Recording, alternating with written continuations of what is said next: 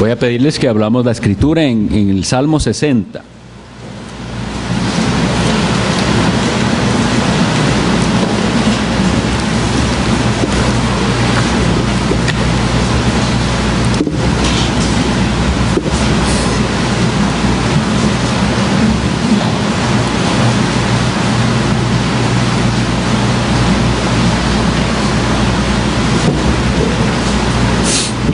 Saben, entonces nuestro hermano, el pastor Eduardo, está en la conferencia de la iglesia Trinity en New Jersey, y entonces suspendemos solo por hoy la serie que él está dando de Hebreos, y entonces voy a predicar sobre un tema que el Señor ha puesto, creo yo, en mi corazón para que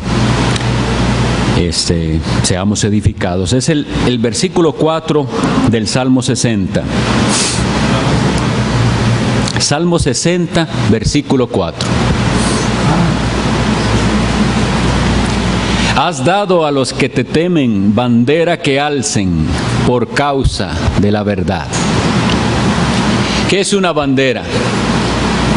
¿Para qué se usa una bandera?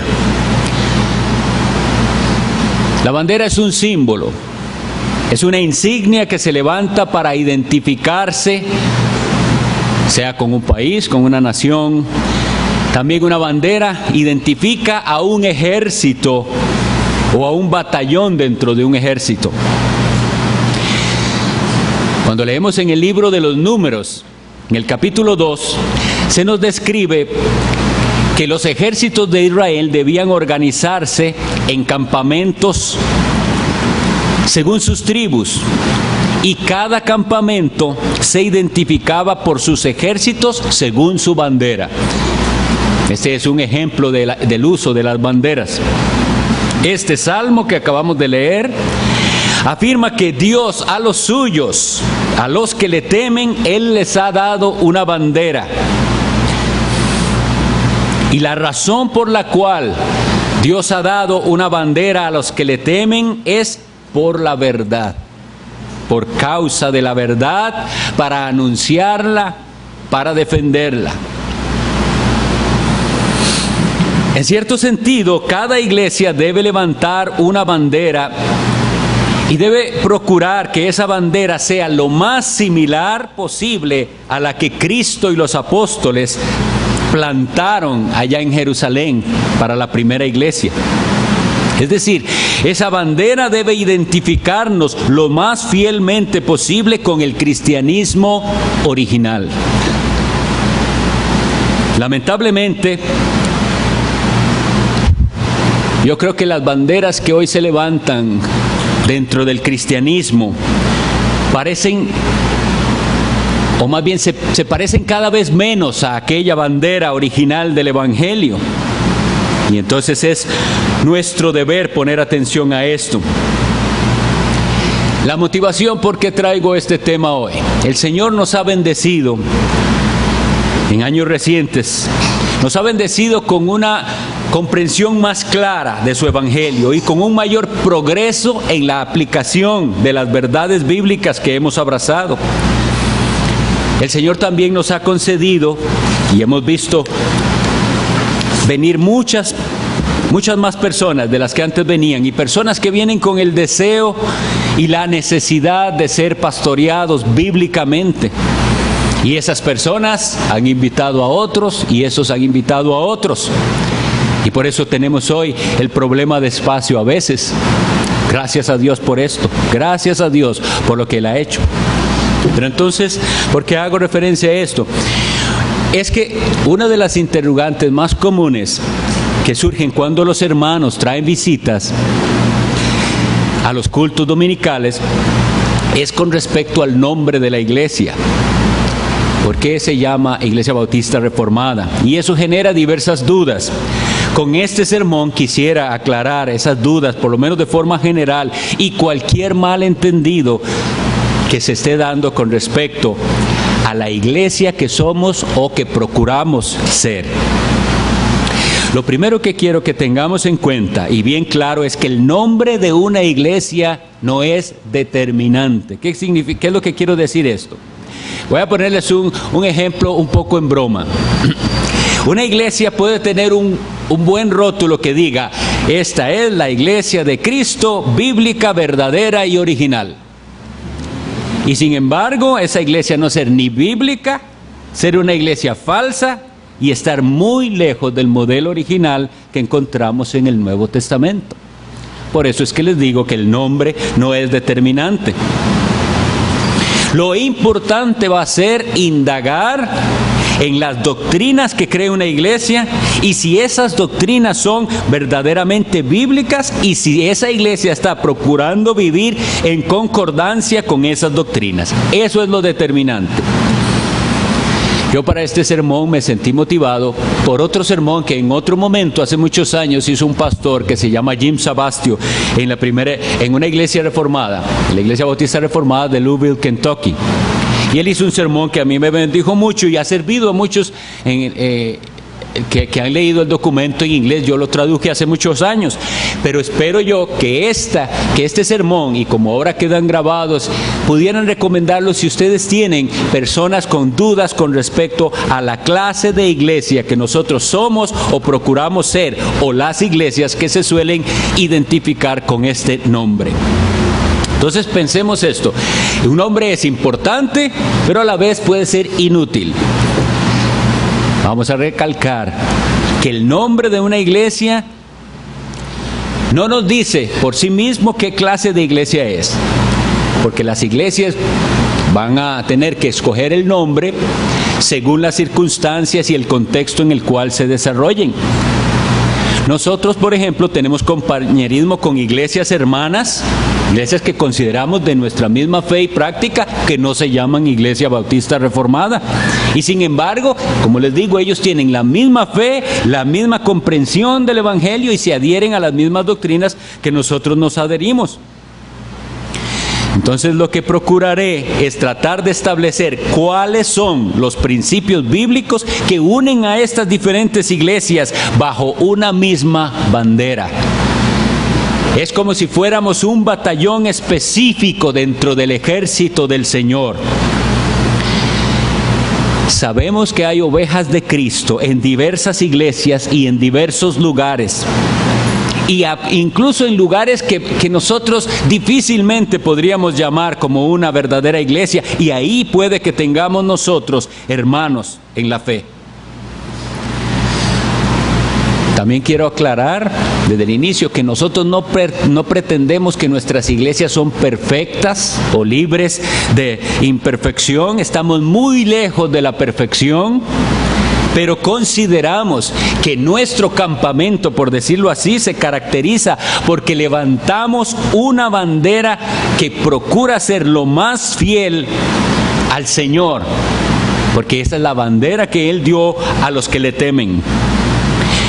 Si uno levanta una bandera, pero los colores de esa bandera y las franjas no se pueden identificar bien, ¿cómo sabremos a quién pertenece? ¿A cuál país o ejército? Solo piensen, vemos una bandera levantada y uno se queda pensando, ¿de dónde es esa bandera? Bueno, las franjas parece que es fuera de tal país, pero el color no, etcétera. Si no, espero que la ilustración sirva. Veo la bandera, pero sus colores y su forma no me ayuda a saber de cuál país es o a quién identifica. Entonces, debemos tener bien claro esto para levantar una bandera que se sepa identificar y que cuando la vean, estamos hablando de la doctrina y práctica, ¿verdad?, tengan claridad qué clase de iglesia es esa. Con respecto a este nombre que hemos usado, Bautista Reformado, no existe un copyright, por decirlo así, o sea, una patente. No significa que si una iglesia por ahí pone ese nombre, Iglesia Bautista Reformado, va a haber alguien que supervise si cumple con ciertas cosas que se supone que una iglesia bautista reformada debería cumplir. No hay tal cosa, porque nosotros no funcionamos como una secta. No funcionamos, por decir algo, como los mormones, que tienen su sede en el estado de Utah, en Estados Unidos, y de ahí parten todas las directrices, y donde sea que haya una capilla mormona, tiene un estándar dirigido por una oficina, o los Testigos de Jehová. Ni siquiera cómo funcionan las denominaciones, que tienen una oficina central y todas las iglesias que dependen de ellos. No es así. Nosotros somos iglesias independientes. Son iglesias que, como veremos, se identifican con los bautistas históricos, no necesariamente con los bautistas modernos. Y nos identificamos con los reformados históricos, no necesariamente con los reformados modernos. Este nombre bautista reformado se comenzó a usar por ahí de los años 60, por 1960 por ahí. Y hay algunos dentro del campo de nuestros hermanos bautistas que dicen, no deberíamos ponerle nada al nombre, porque simplemente nosotros somos los bautistas originales, eso es lo que procuramos ser, los bautistas del siglo XVII. Pero hay contextos en los cuales es necesario identificarlo. Y una de las razones es, y esto es importante en nuestro contexto, y si no lo han escuchado, en algún momento lo escucharán, que dentro de las iglesias bautistas en el siglo XIX surgió un movimiento que se llama landmarquista. Este es el nombre, no tienen que aprenderlo porque ni ellos mismos lo saben, pero fue un movimiento que proclamaba que los bautistas, que las iglesias bautistas eran la única iglesia original y que había una sucesión ininterrumpida desde Juan el Bautista o desde los apóstoles hasta nosotros. Y entonces las personas de este movimiento decían, nosotros no tenemos nada que ver con la reforma protestante. Yo vengo de una iglesia con esa forma de creer. Es importante entonces establecer el vínculo con la reforma protestante, porque ese argumento de que nosotros tenemos una sucesión ininterrumpida es muy similar al argumento del catolicismo de que tenemos 1500 o cuantos quieran años de existencia, y que eso es lo que me da el sello de ser originales. No, una iglesia puede ser lo más antigua que usted quiera y ser completamente apartada ya de la Biblia. La antigüedad de la iglesia no es lo que la determina. Entre ese movimiento también del landmarquismo se niega la iglesia universal. Por ahí vamos a empezar. Nosotros reconocemos que hay una sola iglesia esparcida por todo el mundo, que es la iglesia de Cristo, y que está conformada por hermanos de diferentes iglesias. Todos los que verdaderamente han creído en Jesucristo, se han arrepentido, por lo tanto son lavados en la sangre del Cordero, los siguen, esos son hermanos, y esa es la iglesia. ¿Entienden? Hay una iglesia. De manera que si usted es de los que ha escuchado o viene de un contexto como el que yo les decía, en el que se afirma que los bautistas no somos protestantes, porque hay una supuesta sucesión ininterrumpida desde la época apostólica, sepa que esa afirmación no tiene sustento histórico. Los bautistas particulares, porque había otros que se llaman generales, eso lo dio extensamente el pastor Eduardo, pero los bautistas particulares del siglo XVII provienen del movimiento puritano inglés en su facción separatista e independiente. Particulares, ¿por qué? Porque creían que Jesucristo murió por los elegidos, y eso los separaba de los que creían que Cristo murió por todo el mundo, sin excepción. Bueno, pues las iglesias bautistas particulares redactaron una primera confesión de fe en el año de 1644 y luego tomaron una confesión que es presbiteriana, que se llama de Westminster, y la modificaron levemente para publicarla en el año 1677. Pero ellos no pudieron publicarla abiertamente hasta el año 1689 por causa de la persecución. Fue en el año 1688 que el rey de Inglaterra quitó la prohibición de que los bautistas se reunieran libremente. Entonces aprovechan ese momento para publicar la declaración de su fe. A esa confesión se le llama la Segunda Confesión de Londres y es el documento que define las doctrinas a las que se adhieren las iglesias que hoy se suelen llamar bautistas reformadas. Hay iglesias en diversos países que han adoptado el nombre diferente: iglesia bíblica, iglesia evangélica, iglesia de la gracia, etc. Sin embargo, se consideran bautistas reformados. ¿Por qué? Porque se suscriben a ese documento que nosotros también consideramos como la mejor interpretación de las doctrinas bíblicas, que es la Segunda Confesión de Londres. ¿Por qué ese nombre, reformados? Miren, el orgullo es tanto dentro de ciertos hermanos bautistas que a mí me han preguntado: ¿qué tienen que reformar ustedes? Nuestras iglesias no necesitan ninguna reforma. Y eso es realmente una actitud arrogante, porque todos necesitamos cambios para ser más bíblicos. Nuestra actitud debe ser entonces de humildad y de reconocer que entre más estudiamos la Biblia, entre más estudiamos la palabra de Dios, nos damos cuenta cuán lejos estamos de cómo tienen que hacerse las cosas y ser. Entonces, todos deberíamos esforzarnos por volver a la forma original, que eso es lo que quisiéramos decir con esa palabra en un sentido, a la forma original del cristianismo, en todos los aspectos.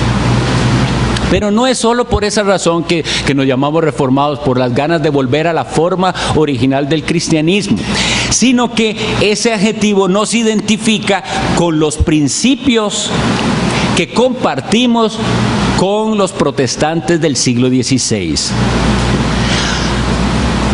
Aunque los protestantes o reformadores del siglo XVI no lo establecieron así ellos mismos, hay 5 puntos esenciales que llamamos nosotros las 5 solas, que ellos las abrazaron y las defendieron ante el catolicismo romano.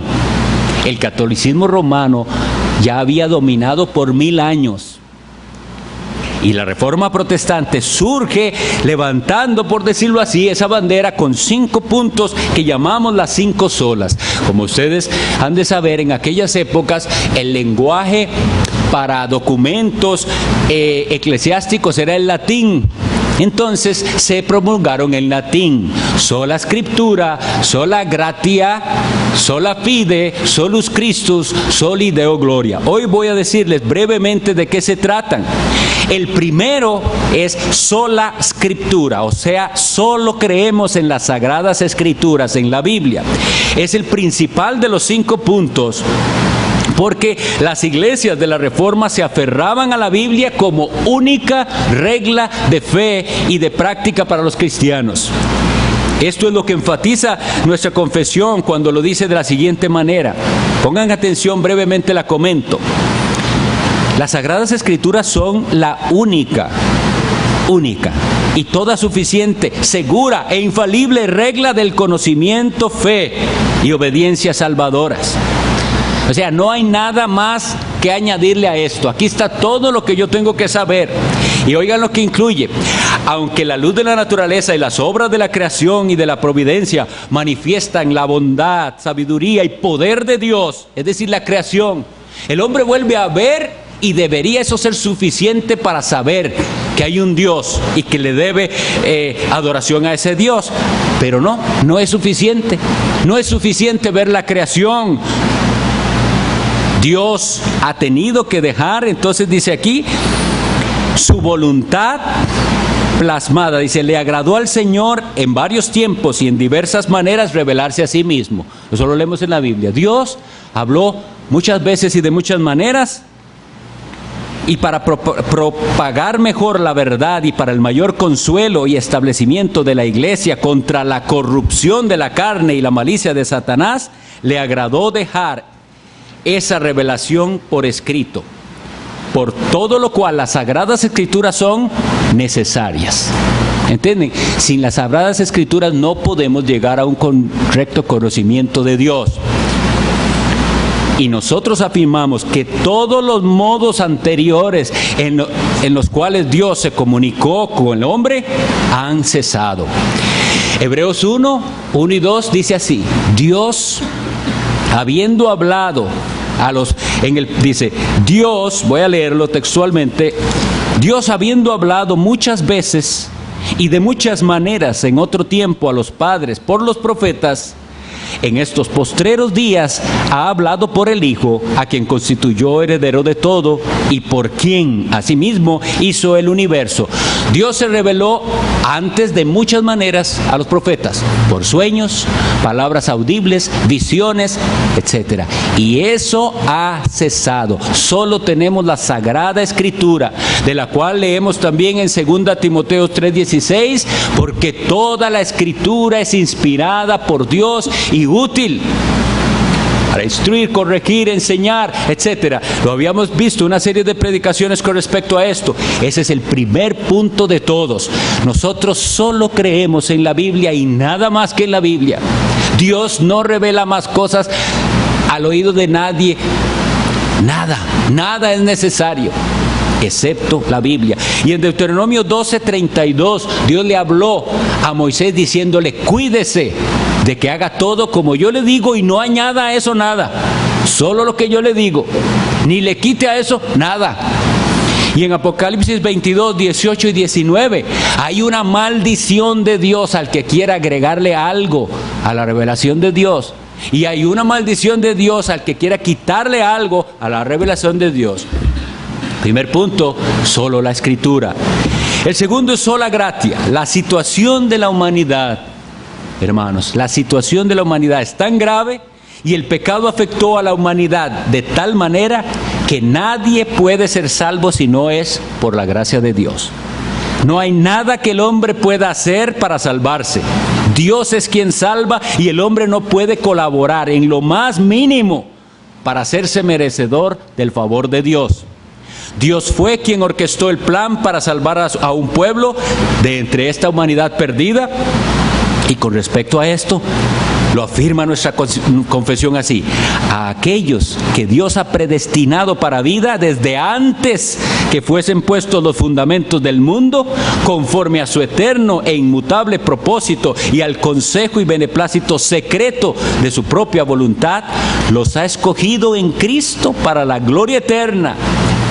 Mas esto por su libre gracia y puro amor, sin cualquier otra cosa en la criatura como condición o causa que le mueva a ello. ¿Qué versículo tenemos? Efesios 2, 8 y 9. Porque por gracia sois salvos por medio de la fe, y esto no de vosotros, pues es don de Dios, no por obras, para que nadie se gloríe. Y esto nos lleva a entender que solo por la fe, ese es el tercero, sola fide. El instrumento que Dios determinó para salvar a los pecadores es únicamente la fe. Todos los que han sido salvados en el pasado, o son salvados en el presente, o serán salvados en el futuro, es únicamente por fe.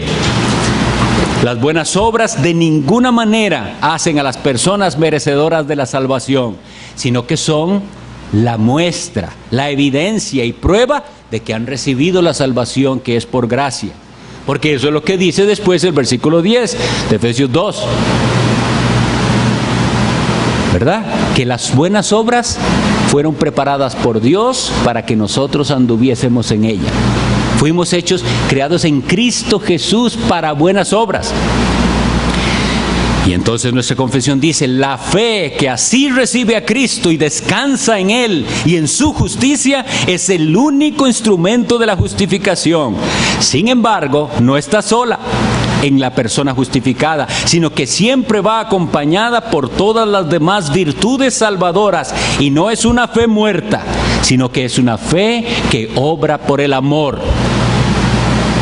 Ustedes han oído de gente que habla de la salvación por fe, pero la gente sigue viviendo como quiera. Esos no entienden lo que es la salvación por fe. El otro punto es solus Christus, es decir, solo Cristo.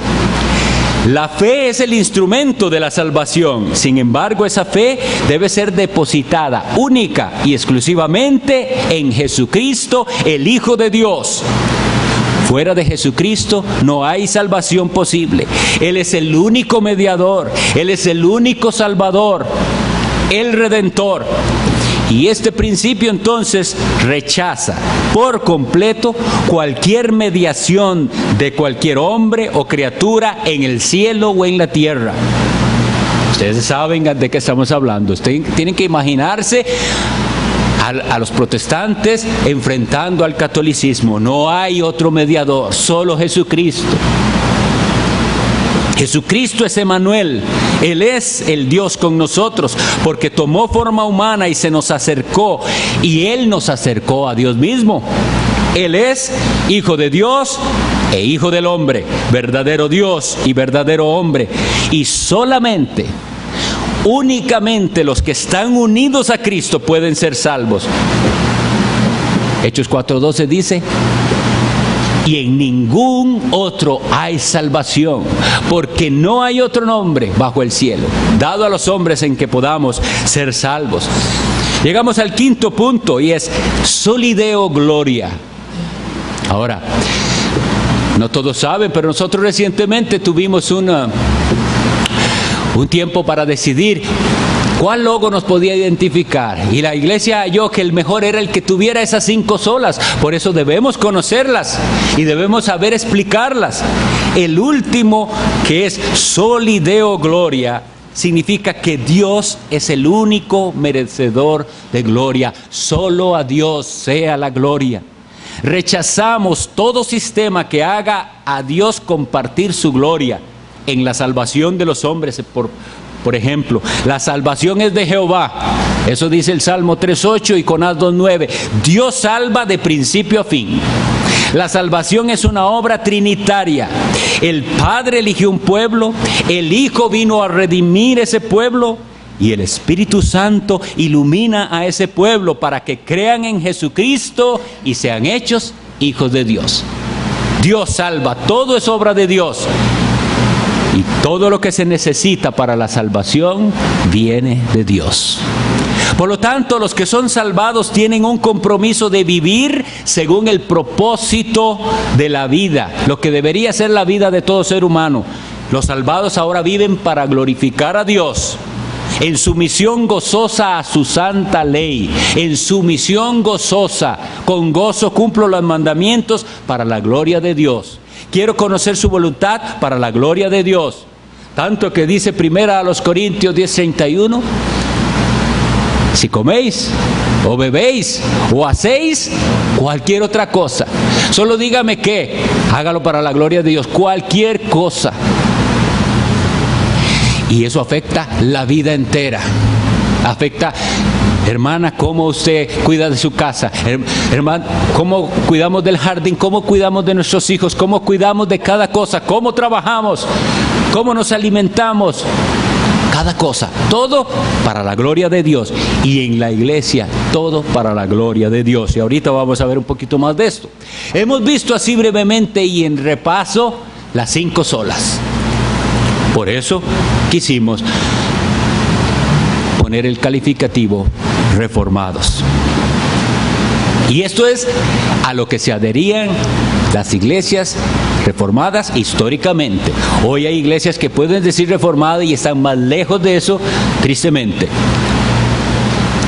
Puedo darles ejemplos, pero no quiero en este momento decir nombres. Luego vamos a ver por qué conservamos el término bautista. Bautista se refiere básicamente a nuestra creencia con respecto al bautismo. Creemos que debe ser el bautismo administrado únicamente por inmersión. Esto significa que la persona es sumergida en agua y que deben ser bautizadas únicamente las personas que pueden dar un testimonio de arrepentimiento y de haber creído de verdad en Jesucristo. Esto tiene implicaciones en cuanto a lo que creemos entonces de la iglesia. Y quisiera también comentarles, en el pasado solamente los bautistas bautizaban creyentes y por inmersión. Bueno, y los anabaptistas desde que practicaban esto, aunque no desde el principio por inmersión, pero creían que debía ser solo a creyentes. La Reforma Protestante no creyó esto de primeras. Ellos siguieron bautizando a los bebés, y de hecho nuestros hermanos presbiterianos y algunos reformados y los episcopales, etcétera, y hasta los metodistas siguen haciendo el rito de bautizar bebés.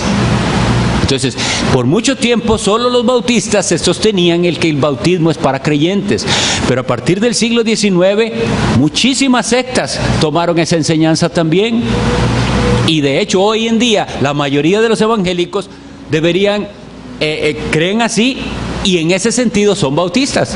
Creen que los únicos que deberían ser bautizados son personas que pueden dar profesión de fe. Pero ojo, atención, dar profesión de fe no es venir y hacer una oración o decir yo creo. Tiene que haber una comprobación de esa fe. Esos son los que deberían ser bautizados.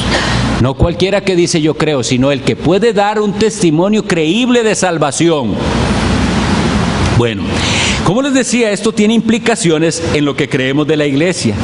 Nosotros creemos que la iglesia debe ser muy cuidadosa en cuanto a las personas que se pueden recibir como miembros de la iglesia. Por eso adoptamos esta costumbre de que la persona dé testimonio, y la iglesia en este mes no tiene que olvidarse del que recién dio testimonio, sino orar por esa persona, que el Señor confirme que es una oveja de Cristo, y que si no es, que el Señor saque a la luz lo que tiene que sacar para que no sea recibido en la iglesia a alguien que no es una verdadera oveja de Cristo. Aunque no hay iglesias perfectas, como les había dicho, y aún las iglesias más puras tienen sus defectos, es nuestro deber y responsabilidad procurar que sean admitidos en la iglesia únicamente las personas que de verdad se identifican con Cristo, que quieren seguirle y que quieren servirle. Tenemos entonces, como iglesia, en alta dignidad las dos ordenanzas o sacramentos de Jesucristo. Él fue el que instituyó el bautismo y la cena del Señor, o la comunión, que es lo mismo. Y entonces, eso debe identificarnos. Una iglesia que tiene a las ordenanzas en alta estima. Por medio de la aplicación de la disciplina bíblica, procuramos evitar que el nombre de Cristo y su iglesia sean ofendidos por conductas pecaminosas y escándalos, y nos preocupamos porque exista una labor pastoral cuidadosa. Es decir, no es nada más decir yo quiero ser miembro y va a ser admitido como miembro, no es nada más de llevar un cursillo y ya yo lo llevé y voy a ser miembro. No es solo eso. Los bautistas reformados, esta es una cita del pastor Sabastio, se distinguen por la convicción de que la salvación transforma radicalmente la vida del convertido. Es trágico que tal cosa necesite ser mencionada. Hoy en día es el tiempo del decisionismo. La idea de que uno repite una oración como si fuera una fórmula y como consecuencia de ello, ya, declarado salvo.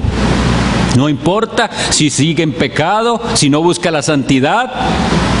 Y como dijo este pastor, puede vivir como un demonio y le dicen que va para el cielo.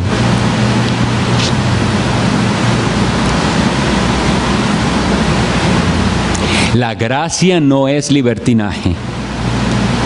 Cuando el apóstol Pablo nos habla de la conversión, habla de formas que comprueban que hubo un cambio. Las personas pasaron de la oscuridad a la luz. Y hay muchísimas citas que podemos ver, pero Jesucristo es un Salvador verdadero.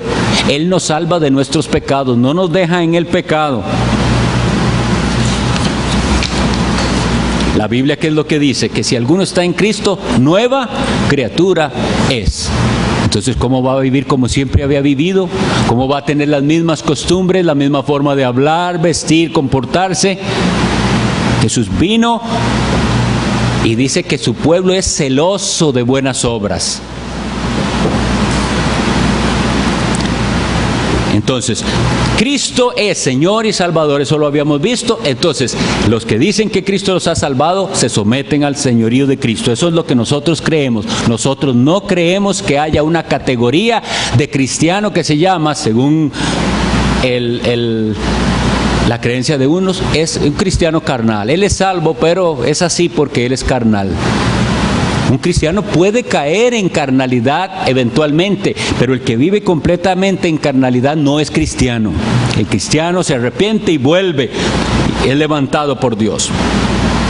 Entonces nos esforzamos en que nuestras iglesias funcionen como verdaderas comunidades de fe, familias espirituales, donde no hay una jerarquía, sino que somos hermanos. Sin embargo, reconocemos que el Nuevo Testamento establece 2 oficios para la iglesia. Son ancianos y diáconos, nada más. Los ancianos son los pastores, que es lo mismo que los obispos. No usamos mucho esa palabra por el contexto, porque la gente tiene la idea de que un obispo es alguien que está muy por sobre los demás. No, somos hermanos, y de entre los hermanos el Señor llamó a unos que van a ser llamados los ancianos o los pastores de la iglesia, y otros los diáconos. Y el Señor lo hizo esto para cuidar el rebaño. Los ancianos se encargan de la administración de las cosas espirituales y los diáconos de las cosas o bienes temporales, pero también guiados por los ancianos de manera que se da a entender que este es un ministerio sagrado. No es cualquier cosa, es un ministerio sagrado. Nuestras iglesias procuran entonces tener una pluralidad de ancianos. ¿Qué significa eso? Varios. En la medida de lo posible vamos a intentar eso.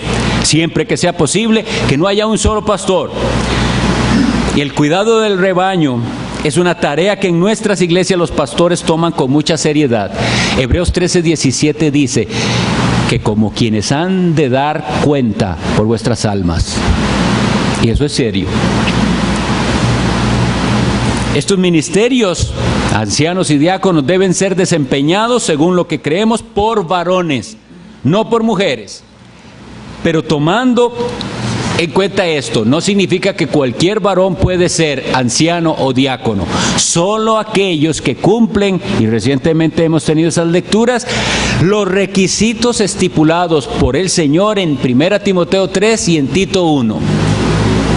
Este énfasis en el liderazgo masculino, tanto en la iglesia como en el hogar, es algo que nos distingue como bautistas reformados, y también es algo por lo cual no somos muy queridos.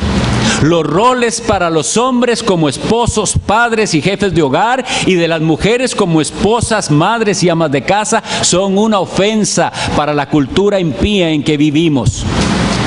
Lo triste es que también es una ofensa para algunos que se llaman cristianos y nos llaman entonces retrógrados, anticuados, extremistas. Nosotros creemos en el orden de Dios para la iglesia y para el hogar. Finalmente, las 2 características que nos representan menor aceptación dentro del pueblo cristiano son la vigencia de los 10 mandamientos y el principio regulativo de la adoración.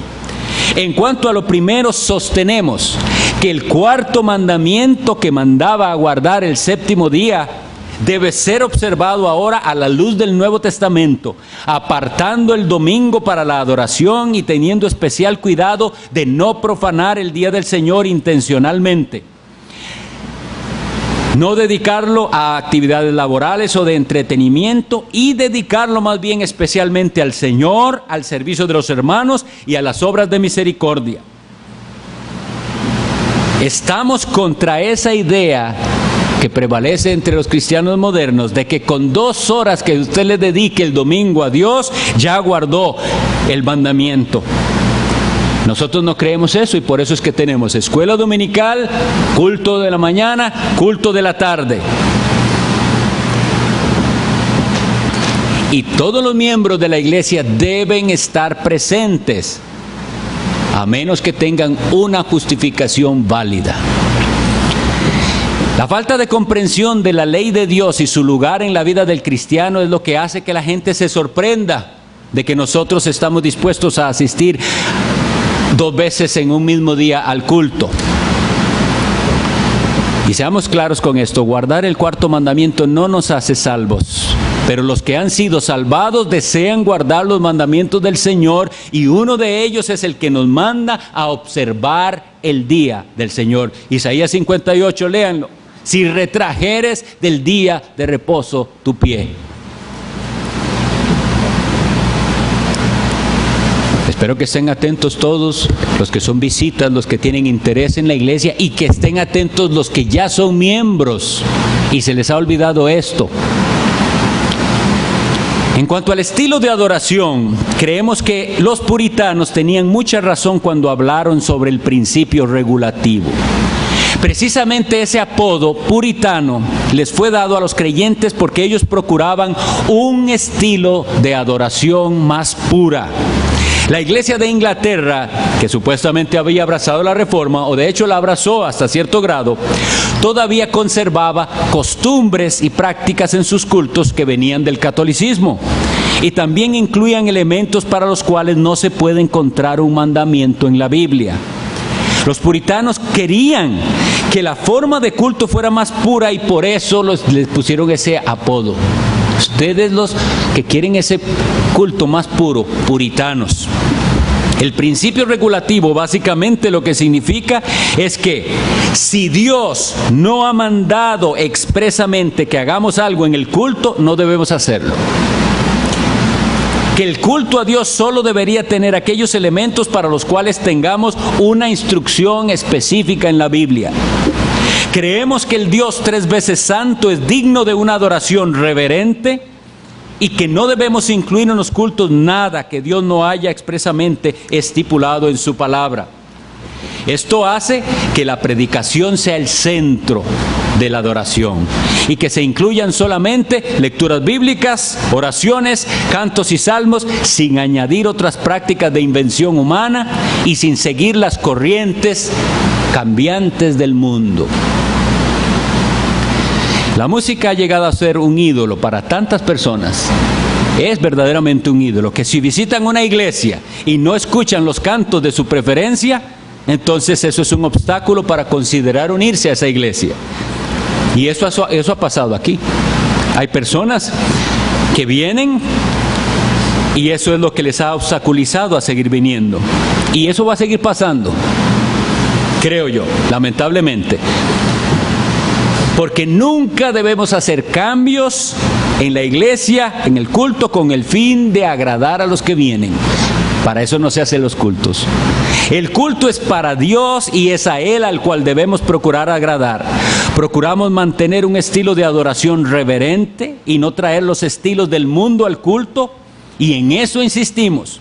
Porque en la iglesia debemos hacer todo para la gloria de Dios, soli Deo gloria, y no complacer a las personas en sus gustos o preferencias. Ahora, oigan esto, que es una cita de Sabastio, me gustó mucho. Y sin embargo, esto no quiere decir que la iglesia es un lugar aburrido o sombrío, o sin emociones o sin vida. Eso no es lo que estamos diciendo. El lugar donde Dios habita es el lugar más glorioso, el más glorioso de la tierra. ¿Para quiénes? Para los que son santos. Los que son santos encuentran en la iglesia un oasis. Vienen con sed de Dios. Vienen buscando la gracia de Dios y aquí la encuentran. Sin embargo, la Biblia dice, el lugar donde Dios habita también es un lugar solemne y santo. ¿Qué dijo en Génesis 28:17 Jacob? Dice, cuán terrible es este lugar. No es otra cosa que casa de Dios y puerta del cielo. No es un vacilón, no venimos a, como se dice en nuestro país, vacilar, pero en otros países sería a bromear. No es eso lo que nos tiene aquí, no es el compañerismo. Este lugar se vuelve casa de Dios y puerta del cielo porque invocamos el nombre del Hijo de Dios, Jesucristo. Y eso nos identifica. Nosotros anhelamos la salvación de los pecadores, claro que sí, y debemos y hacemos nuestro mejor esfuerzo por alcanzarlos para el Señor Jesucristo, pero el culto no se hace con ese propósito principal de ganar almas para Cristo o para que se unan a nuestra iglesia. El culto es para adorar al único que es digno, siguiendo el modelo que vemos en el Nuevo Testamento y en particular esa adoración que se describe en Apocalipsis 4 y 5. Es una adoración trinitaria sublime que corresponde a la grandeza y magnificencia de Dios. Todos los que profesan fe en el Señor Jesucristo están llamados a levantar una bandera junto con sus hermanos. Has dado a los que te temen bandera que alcen por causa de la verdad. La pregunta es, ¿se identifica usted con la bandera que esta iglesia en Los Lagos levanta como testimonio de Cristo? ¿Se identifica usted con esto que hemos brevemente repasado? Y si es así, es momento de tomar compromiso. Implica membresía, buscar qué es necesario para unirse formalmente a la iglesia y dejar las excusas. Hay que dejar esas excusas que la gente está poniendo para no unirse formalmente. Hay que ayudar a los que estamos sosteniendo aquel estandarte de la verdad, para que muchos, por medio del testimonio de esta iglesia, conozcan al Salvador y se rindan a Él. Pero si usted no se identifica con estos principios bíblicos que yo he descrito brevemente, ese estandarte de la verdad, esa es la bandera de Cristo, por decirlo así.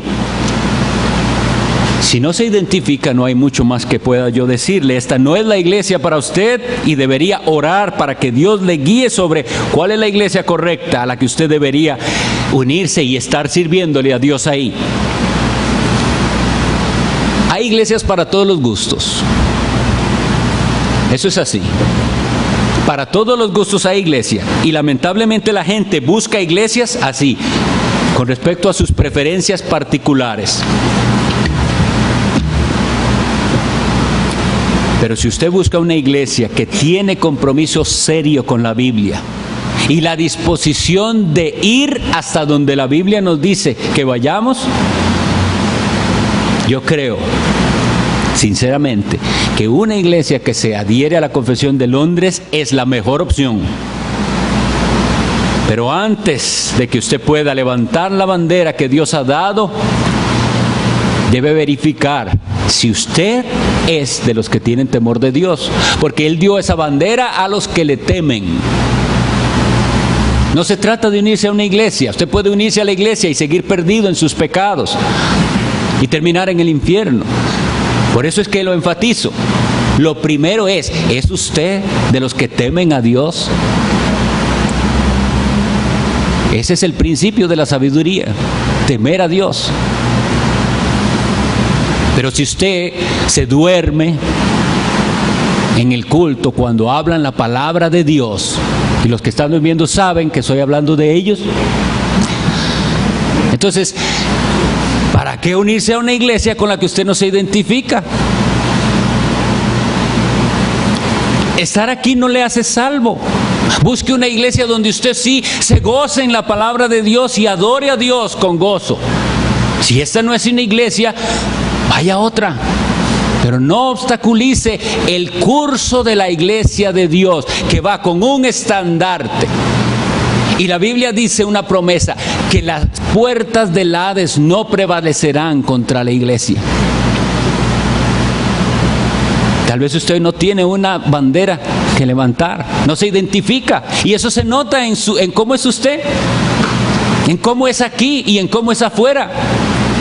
Porque los que sí se identifican donde quiera que van, apenas pueden, levantan esa bandera. Ustedes han visto cómo son esos en los estadios de los diferentes países, y llevan su bandera. Yo soy de aquí. No temen ni les da vergüenza identificarse, es un orgullo para ellos. ¿Con cuál se identifica usted? Has dado a los que te temen, y es Dios el que la da. Pídale al Señor. Vamos a orar.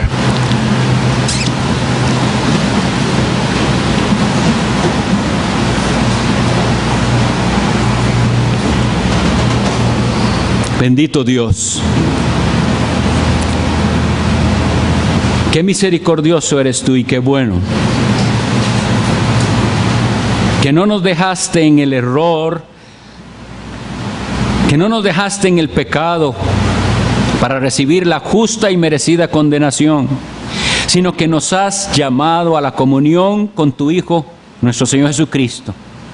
Y nos das el privilegio de tener tu santa palabra, única regla de nuestra fe, porque en ella podemos conocer quién eres tú, quién eres verdaderamente y cómo es que podemos nosotros tener una relación verdadera contigo. Y a los que tú has llamado, a los que temen tu nombre, les has dado una bandera. Perdónanos, oh Señor, por tantas veces que no hemos levantado esa bandera con valentía, que nos hemos intimidado, que hemos tenido temor de lo que otros piensen de nosotros, que nos hemos sentido mal porque nos llamen fanáticos o extremistas. Oh Señor, perdónanos, pero que podamos levantar ese pendón, esa bandera preciosa, identificarnos con ella y que nuestras vidas sean un fiel reflejo de lo que nosotros creemos. Mira, Señor, nuestra gran necesidad. Gracias, Señor, por tu Espíritu Santo prometido. Creemos que tú lo has de enviar para guiarnos cada vez más a la verdad. Gloria sea a tu nombre para siempre y solo a ti, por medio de tu Hijo, nuestro Señor Jesucristo. Amén. Vamos a levantarnos y a cantar juntos, cual pendón hermoso, despleguemos hoy la bandera de la cruz.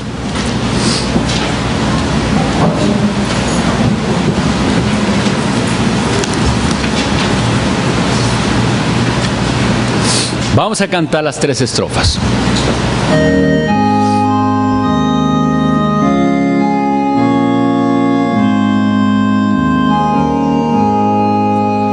Cual pendón hermoso, despleguemos hoy la bandera de la cruz, la verdad del Evangelio, el blasón del soldado de Jesús. Adelante, adelante, en pos de nuestro Salvador, nos da gozo y paz nuestro Rey. Adelante con valor, en el mundo proclamemos con fervor esta historia de la cruz. Bendigamos sin cesar al Redentor. Adelante, adelante, adelante, en pos de nuestro Salvador, nos da gozo y paz nuestro Rey. Adelante con valor, en el cielo nuestro cántico será. Alabado sea Dios. Nuestro corazón allí rebosará de amor y gratitud. Adelante, adelante, en pos de nuestro Salvador, nos da gozo y paz nuestro Rey. Adelante con valor. Que la paz de Dios sea con todos ustedes. Si alguien tiene dudas o preguntas, por favor busque a los ancianos. Nos vemos en la tarde en el servicio de las 5 de la tarde. Dios los bendiga.